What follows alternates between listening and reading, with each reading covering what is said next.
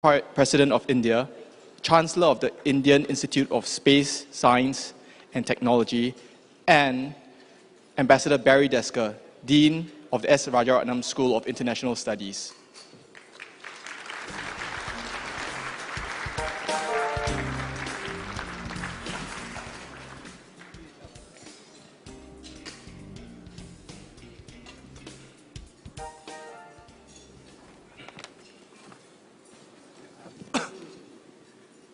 Distinguished guests, ladies and gentlemen, good afternoon.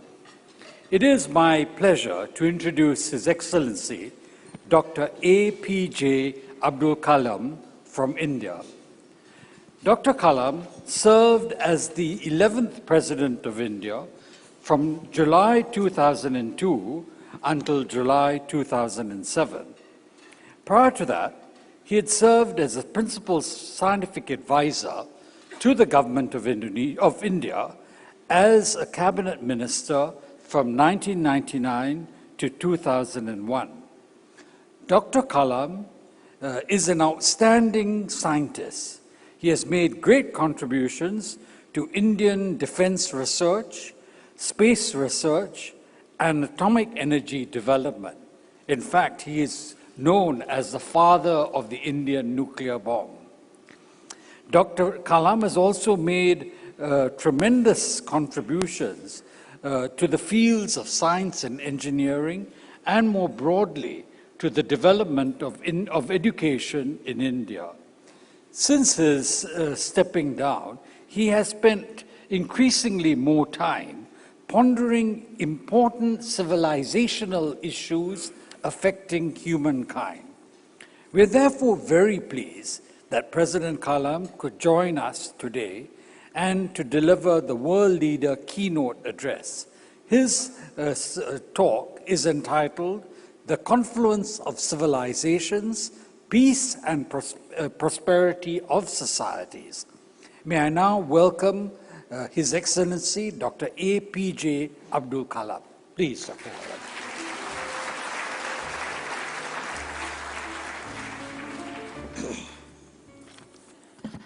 Friends, good afternoon for all of you. I hope you enjoy your food. I also enjoyed my food. First of all, I would like to greet my honorable friend, His Excellency President S.R. Nathan, and Ambassador Barry Desker, and all of you friends who have assembled here from various parts of the country and also within Singapore.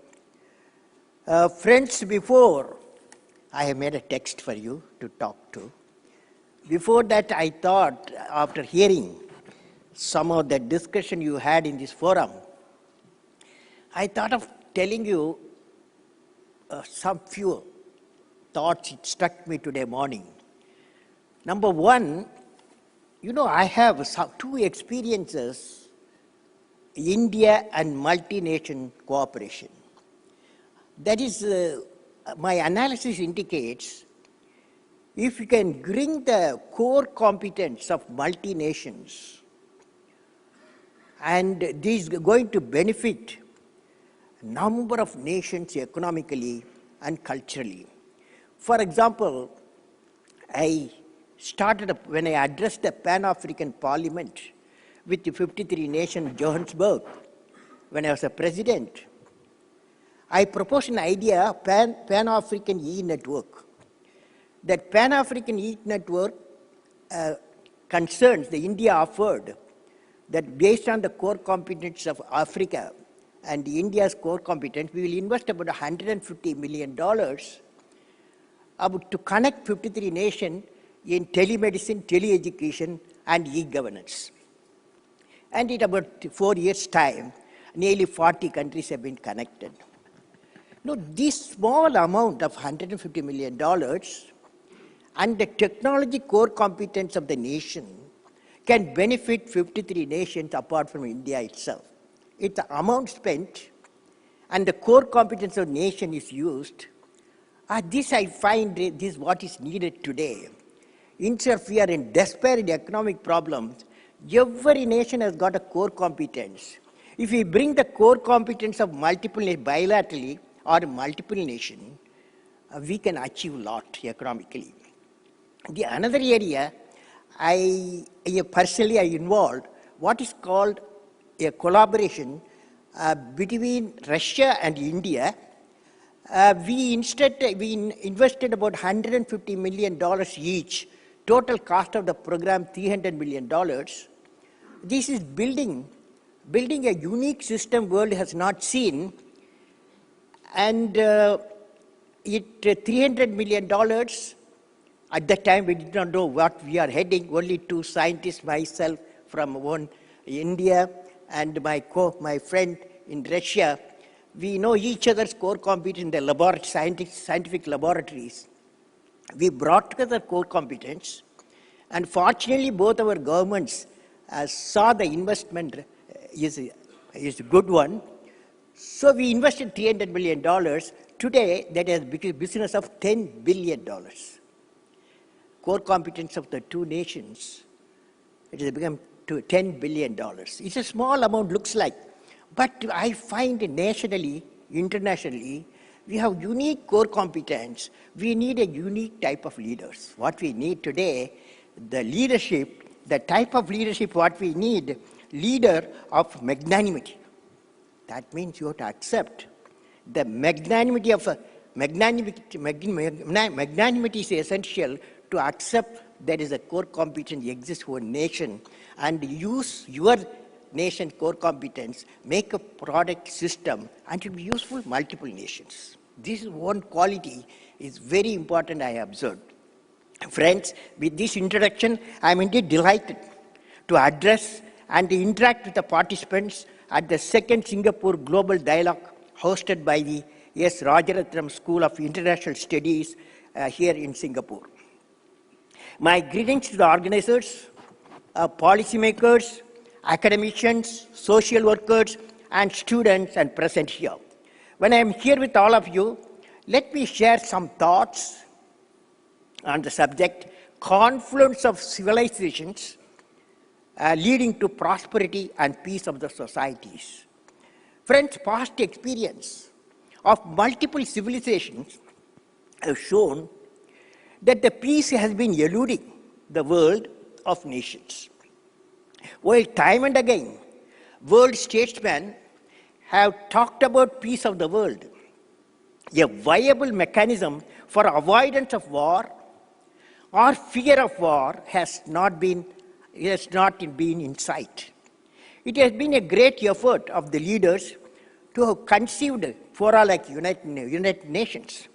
But the question is, it's my personal opinion, not government opinion, but the question is whether they are effective enough. One issue may be that financial.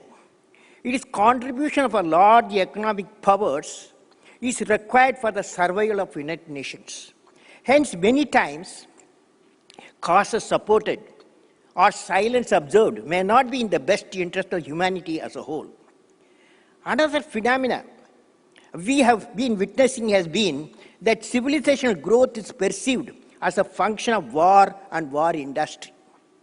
Even the opinion makers and the analysis of international strategic thinking change their ways of thinking to suit the native policies of economically powerful nations because of international trade dependence. While in principle, democracy of a nation is propagated, it is not clear how much democratic opinions of nations are valued internationally, yet another dimension prevalent throughout the world, be it developed or developing, there are big divides within the nation on education, healthcare, water, energy, and other aspects. Such divides cause ripples and could turn out to be potential conflict situation that can go out of control. The recent trend is wherever oil fields are there, it is becoming a liability for oil nations, particularly in the Middle East, for the recent high oil dependence of certain nations. With all these situations, the positive side of the event is that in the meanwhile, technology has greatly enabled globalization of the world and presents hitherto unexplored opportunities for nations simultaneously working on a regional cooperations. Let me now look at today's global environment. The present global environment indicates that we need new and out-of-box solutions. What is the global dynamics of the present time? Today, the challenges of the world are poverty, illiteracy, a safe drinking water, a clean and green energy, equitable distribution of resources, quality education with values for all, societal imbalances, diseases, quality health care for all, and good living condition with employment potential. Individual nations are working together to find a solution to these challenges. However, we are clearly witnessing the challenge faced by nations are not only of their making or the solution amenable only by the individual nation. There are many international dimensions for the cause and solutions. Hence, working for solution is a collective responsibility of a global community. Also, when nations start working on the common enemies of illiteracy, poor health care, their tendency to focus on war business may come down with better mutual trust. Let us look at the dynamics of the manifestation of the global challenges. The world today is integrally connected through 4 rapid connectivities. They are environment, people, economy, and ideas. We all know that global warming and climate change are no longer problems of individual nations, but they are planetary problems. In the present time, a single product may be made out of components sourced from multiple continents and provide services to markets far off from their place of origin. We also saw and witnessing how the economic turbulence originating in one part of the globe, affecting many nations in trade and business, how a volcanic eruption in an island nation brought the entire airline industry to a halt. The world today is concerned about the recessions, growing inflationary pressures, potential fall in growth rates, affecting valuable efforts on development and lifestyle of many nations. Advances in transportation have progressively made movement of people across the nation and region more feasible. This has led to the globalization of skills and talents which can flow seamlessly from one nation to another. This also has led to the globalization of the human diseases, the most recent instance being of different kinds of flu, which rapidly spread across the globe and threaten their lives. Similarly, ideas and innovation are no longer geographically or politically confined. An invention made today somewhere takes no time to find its market thousands of miles away.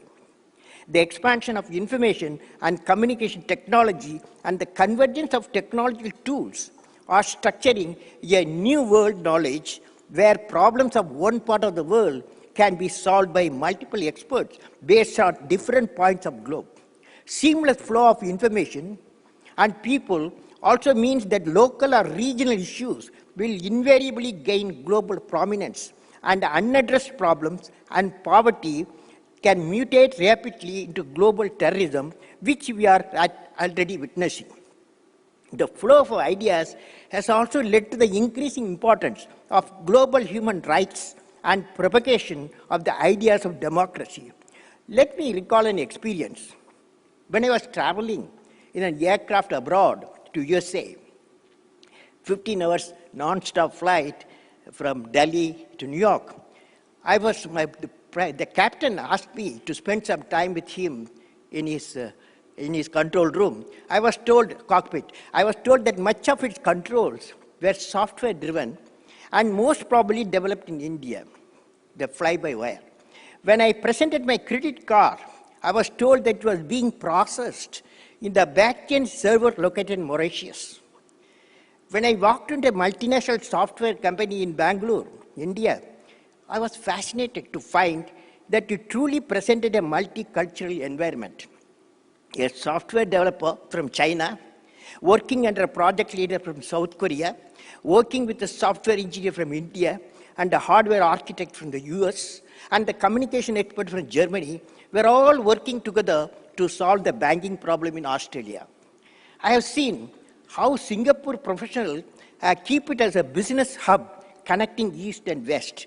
When I see all of them working together, like one family forgetting about the culture from which they came or the language they speak, I feel that the only hope for such borderless interaction to continue is to inculcate the spirit of borderlessness in every field of human activities in the planet Earth. Hence, friends, it is beyond doubt that we are progressively evolving a world where our problems would cut across the boundaries and would be multi-pronged. This implies the solution to these problems would have to be integrated with the knowledge of multiple nations and skills of multiple societies.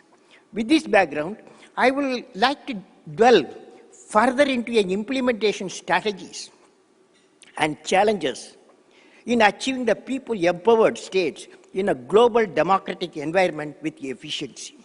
I have been working on the subject of global level participation in solving problems applicable to the entire world with my students and research scholars at Indian Institute of Management, Ahmedabad, Indian Institute of Management, Indore, and Gatton College Business and Economics, Lexington, USA.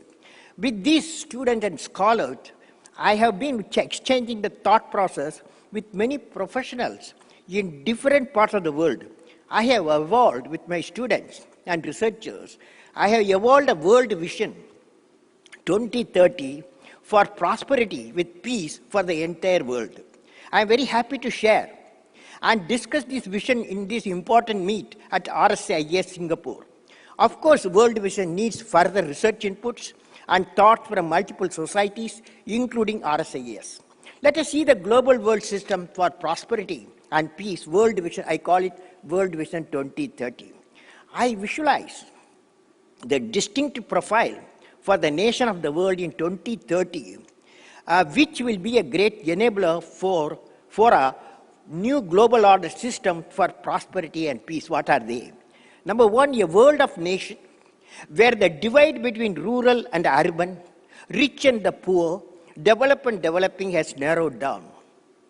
Next one, the world of nation where there's an equitable distribution and adequate access to energy and quality water. A world where core competence of each nation, identified, missions synergizing the core competence of the different nations lead to the economic advantage and faster development for all the societies. A world of nation where all the students of the societies are imparted education with value system. A world of nation where affordable quality health care is available to all. A world of nation where the governance is responsive, transparent, and corruption-free. A world of nation where crime against women and children are absent and none in the society feels alienated.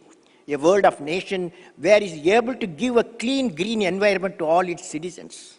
A world of nation that is a world that is prosperous, healthy, secure, devoid of terrorism, peaceful, happy, and continues with a sustainable growth path. Finally, the world of nation with creative leadership who ensure effective mechanism to resolve conflicts between nation and societies in a timely manner, keeping overall peace, prosperity of the world as a goal. Friends, this is the kind of the world which you have to give to the youth of the world. As I see the thinkers from various dimensions in front of me, I can see each one of you contributing to one of the development pillars I focused or other aspects of the World Vision 2030. Now, Asia has a significant role in the realization of this global vision, what I projected. Let me elaborate. Asia is a global human resource cadre. Asia represents 60% of the human population of the world. With a nation like India, who have youth potential, Asia's population has the opportunity to be the skill force of the world. For example, in August 2010, The Economist, in an article named The Himalaya of Hiring, reported that 2016, 4 out of every 10 new global workers will be from India. China is already regarded as the manufacturing hub for the world. It is believed that India would create 50 million highly skilled personnel to be generated every year for the next decade. Thus, the need of the hour is to empower the Asian youth with the global skills leading to the formation of a global human resource cadre. Global human resource cadre. This will require Asian universities and industries to come together and create the necessary infrastructure and knowledge base for skill dissemination, skill certification, and skill upgradation. The next area is Asian Pura Mission. Asian Pura Mission. Asia has 30% of the land area and a significant rural population. Moreover, with 3.8 billion people in the continent, Asia has to depend on its farms for feeding its population. This will require innovation in agriculture science and a focused mission on rural development. Let me suggest a sustainable rural development system which can be applied to the entire continent of Asia. It is called Pura, providing urban amenities in the rural areas. Pura envisages provision of physical connectivity, electronic connectivity, knowledge connectivity, leading to economic connectivity of the clusters of villages in different parts of the region. Based on the terrain and climatic condition, we will have hill Pura, plain Pura, coastal Pura, and desert Pura. The total number of Pura in India alone will be around 7,000. The Indian government, various state governments, NGOs, and private organizations are already working on the mission of implementing such Puras for rural development in India. I am sure the lessons of Pura implementation in India would be relevant for application of the Sustainable Rural Development Mission across the continent of Asia and elsewhere. For example, when I visited Philippines, I suggested that the model of island-based Puras and in Maldives, I put forward the vision of atoll-level Pura. Asia's potential to be an economic powerhouse. In the present situation of a turbulent world economy, Asia's role in the global economic equation is imperative. Nations like China, Japan, South Korea, and India and Singapore are among the leading economies of the world. China and India are amongst the fastest growing economies, whose GDP growth was relatively unaffected by even the global recession in 2008 and even now.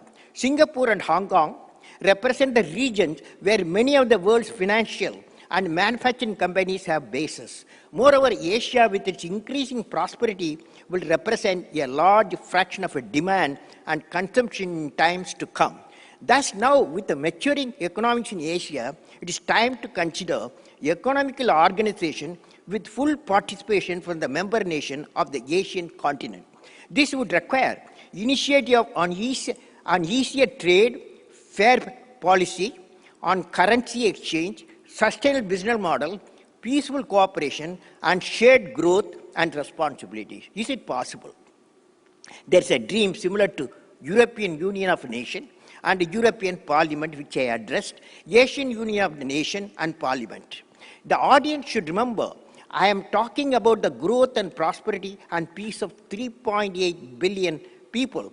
Also, I believe as 21st century unfolds, the people of the Asia will give rising importance to higher economic growth, peace and prosperity instead of involving themselves in political and regional conflicts. Now, the third point I want to convey, energy independence in Asia. Energy independence in Asia. Asia is also center of the world's energy supply. Living in a time of crucial dependence of fossil fuel, the Middle Eastern nations with their petroleum reserves are the energy stations of the world.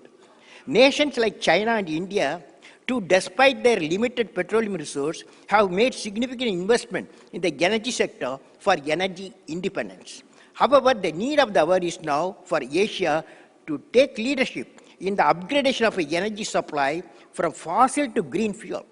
Asian nations are already among the top emitters of greenhouse gases, and as we progress, it's important that 60% of the population of the world does not take the historic path of the environment degradation being the cost of economic growth. So we need supply side as well as demand side management. Thus, Asia needs to collectively embark on a mission of energy independence, which is sufficing the demand of energy from completely green belt. It would require collaborative ventures in solar, wind, and nuclear power.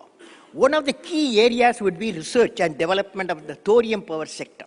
Thorium-fueled reactors are much safer than uranium-powered ones. Use far less nuclear material. 1 metric ton of thorium gets as much as energy as 200 metric tons of uranium, and 3.5 million metric tons of coal produce waste, and that is toxic for a shorter period of time, 300 years, versus uranium is tens of thousands of years. And it's hard to weaponize. In fact, thorium can even feed off toxic plutonium waste to produce energy. And because the biggest cost in nuclear power is safety, and thorium reactors cannot melt down, they will eventually be much cheaper too. Therefore, it is essential to pursue the development of the nuclear power using thorium reserves, of which are high in many nations, including India. All Asian countries, with their scientific capacities and their presence of large reserve thorium, can work together for thorium-based power plant to the world. Another area for realizing unlimited amount of clean energy is that space-based solar power. I have recently this system, the space solar power system, with the National Space Development Council of USA and China's Environment and Energy Summit, I addressed them in Beijing. Solar power satellite will not only power Asia, but the whole world. Friends, space-based solar power has many advantages over the traditional terrestrial-based solar plants. First, the level of solar irradiation is about 1.4 times in the extraterrestrial level than at the surface of the Earth. Second, in case of surface-based solar power plant, the panels can collect solar power for about 6 to 8 hours only. Whereas in the case of space-based solar power, the collection time is 24 hours. Also, the space-based solar power plants are not affected by weather conditions, which may bring down the efficiency in case of terrestrial power plant. Thus, space-based solar power, which I am advocating, would be far more effective in their efficiency and power generation than the land-based system. There are 3 major focus areas in the space-based solar power plant. First component is the space-based solar power plant. Second is the earth-based collection system. And the third important aspect is the medium of transmission from space to earth. The aspect of safety and efficiency has to be paramount in the energy transmitted space back to earth, either through microwave or any other technology like laser technology. One way to increase the safety and improve the efficiency could be the evolution of nano energy packs, which I am advocating, nano energy packs which are reusable and can move like a small batteries, carrying charge back and forth from space solar station to ground reception. Another important factor is the cost of the space-based power plant, which given the current launch technologies would be very high and needs to be brought down.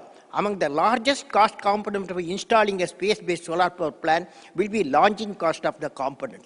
The current estimate ranges billions of dollars for an average plant size. There is a need to bring down this cost. The long-term cost of space solar power plant for the period of 20 years of operation has been brought down to under small cost per kilowatt to make it economically sustainable.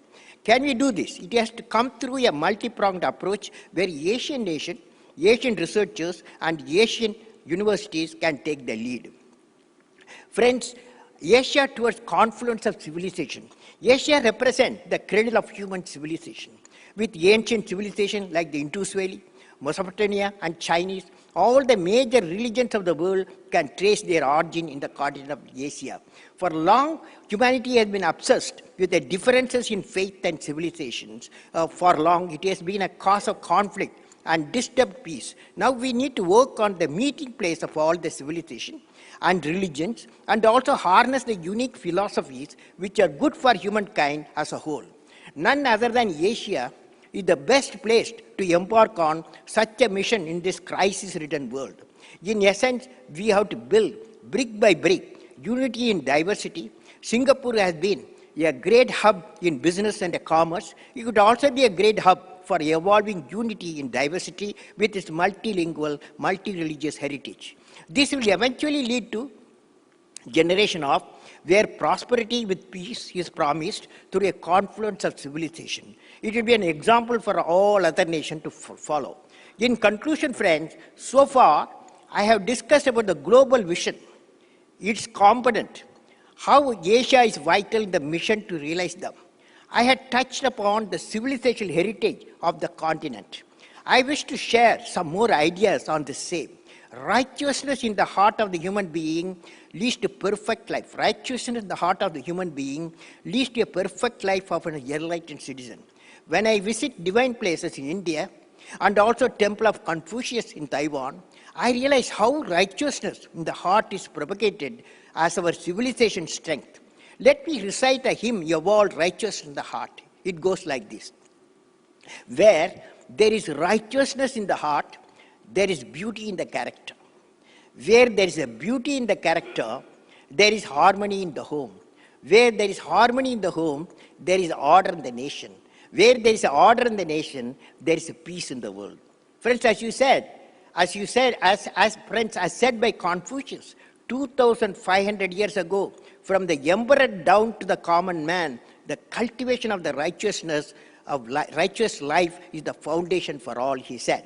Hence, what the nation, the world need are the combination of Global Vision 2030 and righteousness in the heart of every citizen for realizing green, clean environment without pollution, having prosperity without poverty, peace without fear of war, and a happy place to live for all citizens of the nations of the world.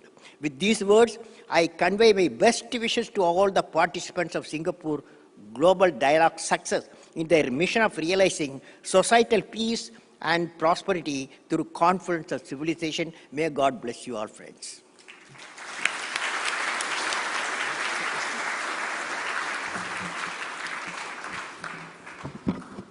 Thank you very much, President Kalam. In his address, President Kalam spoke of the confluence of civilizations, how we are approaching peace and prosperity of societies.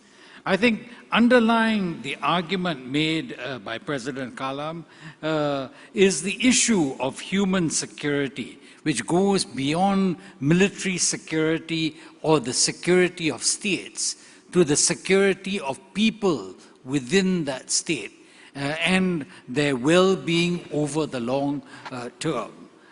I would like now to open the floor for questions. We have limited time, so could you please put your questions succinctly? The first question, please. Yes, please. General Yao. General. Thank you very much for a very good presentation, keynote address.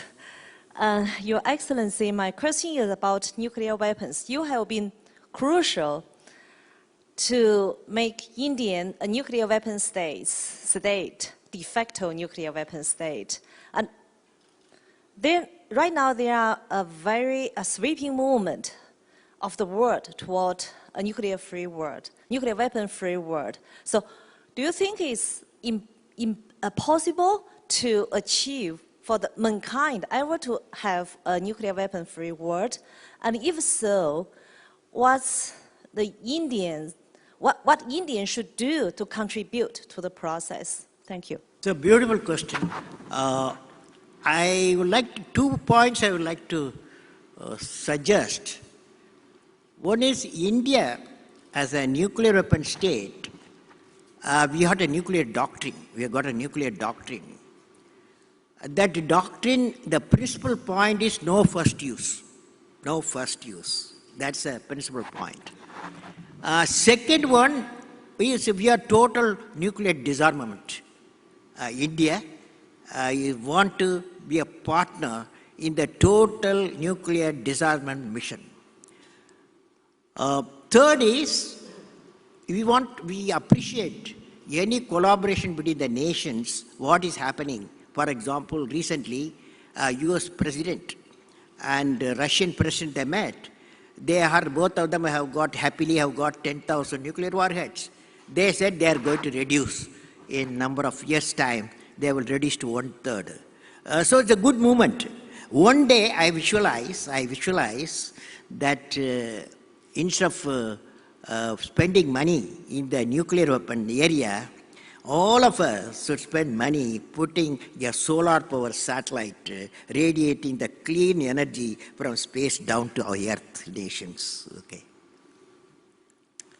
Next question, please.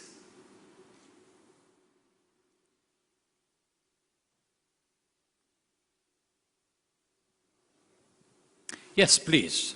Ron Matthews. Your Excellency, thank you very much for a most interesting talk. I've spent some time in India, and it's struck me that when I was there a few years back, this was during the period prior to 1992, when liberalization started to take root, there was an environment characterized by state intervention, industrial licensing, planning. And it was a claustrophobic economy. And in your talk today, one of the themes was technology development. And I'd like to know your view on the positioning of India today in terms of, if you're going to be a mega power rather than just a great power, the emphasis ought to be on domestic technological development capability rather than dependence on other nations. As the heritage of state planning stultified your technological dynamism in India, or are we on the verge of a great breakthrough? Thank you. Well, sir, it's a very interesting question. Makes me to think. Any growing nation, we are a developing nation. We want to, by another 9 years' time, by 2020, economically developed nation. That is by removing the people below poverty line, 300 million people. That's a real mission. Now, of course, technology is the main tool. Technology is going to be the main tool in agriculture, in the information technology, in the infrastructure and critical technologies and education, healthcare. But we are aware that technology in future cannot be developed exclusively for one nation. And it has to be, for example, there's a new technological systems coming in, what's called convergence of technologies. That means bioscience, biotechnology, information technology, nanotechnology. It comes in a big way for health science, going to make a big change. So here, I am advocating where multinational cooperation in certain area, in life science area of development, nation to nation cooperate. I told you in the beginning of introduction how India and Russia with technologically cooperating, investing $300 billion, we led to $10 billion. Imagine the same idea come to commercial area, how many nations will benefit? We spent a small amount for Pan-African E-network, 53 nations getting benefited. So what I believe, we need a leadership for a new type of leadership. Win-win situation. Leaders should think, I have got something knowledge, I have got something technology. Let me cooperate with my neighbor. He has got another technology or a system. Let us cooperate together. That is, I call leader of magnanimity. This world needs leader of magnanimity. Not warlike mind, not war business.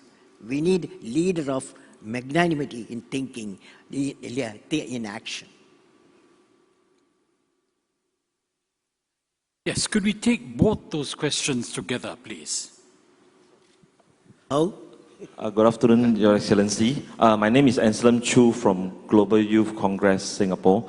I actually have two questions. Yes, sir. First question is relating to Ambassador Kishore Mahbubani's talk this morning. He mentioned about United Nations Security Council lacking in the in the presence or representation from Asia powers. So what do you think, how long more will UN or the Western powers accept Asian powers like India and Japan to be a permanent members in the Security Council? The other one is linked to India's rise. Recently, we read a newspaper report from Straits Times about increased naval presence of India warships in South China Sea. Do you think India, in the perspective, will play a more active role in the regional situation? Thank you. Sir, my feeling is, I have indicated in my presentation, United Nations and UN Security Council, it should represent 7 billion people of the world. It cannot represent half the population or quarter of the population. It should represent 7 billion of people. That is our population, world population. Now, naturally, that India, we believe, if we are Security Council, we can contribute in a big way, and it cannot be avoided. According to me, it's only a question of time. India and many other nations should get a place in the Security Council. Regarding China and India, no, we are one of the largest partners, China and India. We do a business of $50 billion with them. Now it's growing. The Chinese, India is growing the business and trade. Now, each one has to walk in his own or in her shadow. And China has got a civilizational strength and India has got a civilizational strength.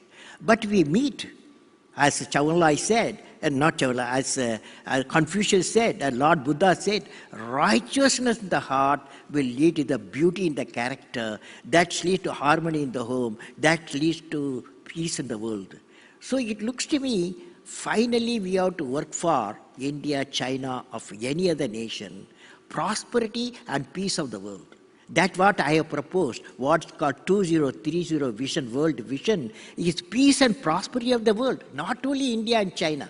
We want to see, just like you saw how a small money, the Pan-African E-network is came out, how small money between two nations brought a business proposal like India, Russia. So this is what we should do. Our future way of thinking should be, strategy should be, what can I do for my people? What can I do for the world? That's the type of thing a world leader should think in terms of what I can do for the world. Instead of saying, what can I take? We should think in terms of what can I give to the world? That is the real leadership. That is the real leadership of magnanimity. The final question over there, please. Thank you. My name is Yusmadi Yusof. I'm from Malaysia, Member of Parliament. On confluence of civilizations, I'm for what Excellency say about collaborative entrepreneurship, so to speak. But being a young leaders here, I would like to ask your suggestion, because for me, I'm struggling to really understand Mahabharata, and even to understand Sangho Yang. And I have to say, with full of humility, I will never touch China if I cannot understand Sangho Yang or the Three Kingdoms. I will never touch India if I cannot understand Mahabharata. But at the same time, you mentioned unity in diversity, which I know, as a matter of fact, is a very, I would say, effective principles, all this while practiced in Indonesia. With all this strength in this region, can you suggest, I mean, taking the points of to have a righteous of heart, leadership of magnanimity, can you suggest something for someone like me or many more young leaders in this region? Thank you very much. Yeah, I have met so far 12 million young people below 25 years, last 10 years, 12 million people. One of the questions they ask me is how I can be a unique person. How I can be unique person. Now, when I study religion, I have studied all religions. There are two components in every religion. One is theology, another is spirituality. Now, theology very special for every religion, you can't touch it. If you touch it, you had it. So, but spirituality, if we go deep into the ever religious sacred documents, you find is common. Almost all the religion says that always you think in terms of what can I give. That is the spirituality. So I am advocating, why not we connect the spirituality component of the religion and get a bridge, get a bridge to religions, that society and then civilization. That's my push. You can ask me, is it possible at all? Is it possible to connect the religions? I give you an example.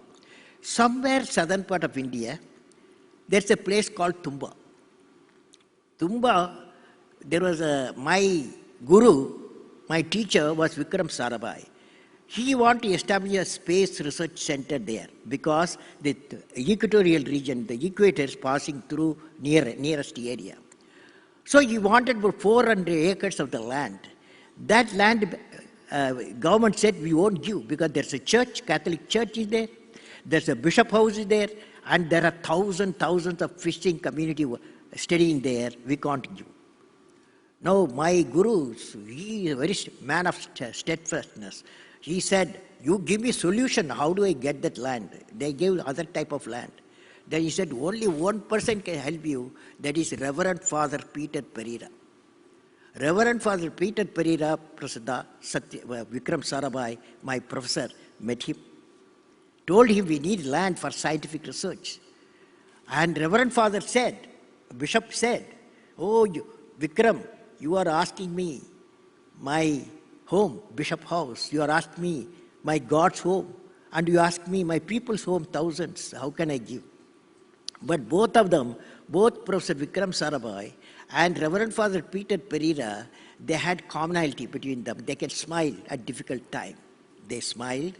Next day, he was invited to the church, and he went to the church. Vikram Sarabhai went to the church, and the Bishop Reverend Father Peter Pereira introduced Vikram. Here is a scientist. What science do? Science helps people materially. It gives a telephone, it gives the mic, it gives the health care, it gives some prosperity, and agriculture productivity increases. And what preacher like me does, that is a bishop, what he does, he gives peace to the people. Peace to the people. So science and spirituality, religion, have to meet together. Can he give the land of 400 acres for scientific purpose? There was a pin drop silence. Then all of them, thousands of people, they got up, they said, Amen. The church was given. The bishop house was given. The whole place was given for scientific work. But here we see the two great minds of two religious minds, one spiritual and scientific mind, they work together. It is possible to connect the societies. And this is the type of message we should collect nationally, internationally, spread the message, connect the civilization and societies. Thank you, President Kalam. President Kalam demonstrated today that he straddles the pillars of scientists and technologists as well as that of a humanist. He has given us a thought-provoking address, and could I ask you to join me in thanking President Kalam?